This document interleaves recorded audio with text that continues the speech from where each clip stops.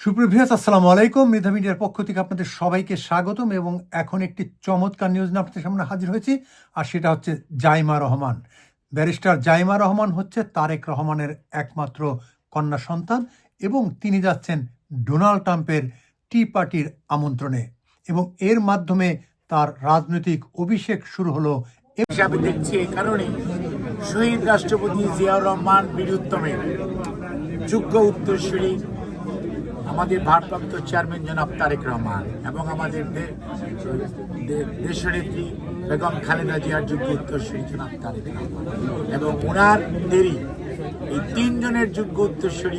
হতে যাচ্ছেন ব্যারিস্টার জাইমা রহমান এবং আরও দুজন নাতনি আছেন এবং অত্যন্ত উচ্চশিক্ষিত এবং অত্যন্ত মার্জিত এবং একজন সুশিক্ষিত, স্বশিক্ষিত এবং উচ্চশিক্ষিত, সর্বোপরি মানুষের প্রতি যে মমত্ববোধ, সেটি আমার মনে হয় যেটুকু আমি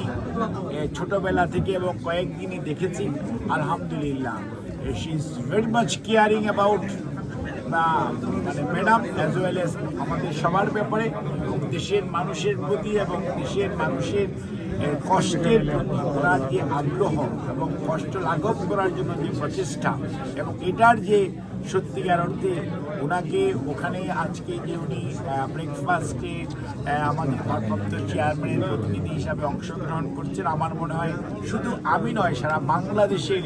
জাতীয়তাবাদী পরিবার এবং নতুন প্রজন্ম এটাকে অত্যন্ত ইতিবাচক হিসাবে গ্রহণ করছে এবং ভবিষ্যতে বলে দিবে ইনশাআল্লাহ জাইমা রহমান আগামীতে কত দূর যাবেন। ধন্যবাদ।